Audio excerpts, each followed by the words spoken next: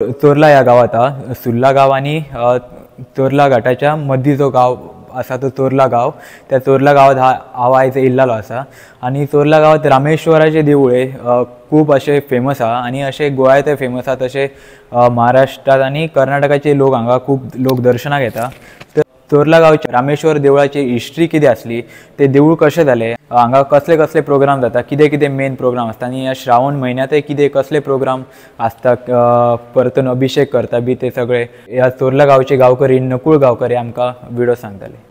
आमचो श्री रामेश्वर देव 500 वर्सांपूर्वी आमच्या लोकांक आमच्या जाणट्यांक खबर ना की कसो आसलो आणि कोणी पयलो खबर ना। हांगा एक मोठे जंगल आशिल्लें आणि त्या जंगलात आमचो जांगळी म्हणून एक गोरवां राखतालो जांगळी, तो हांगा सदां घेवन येता।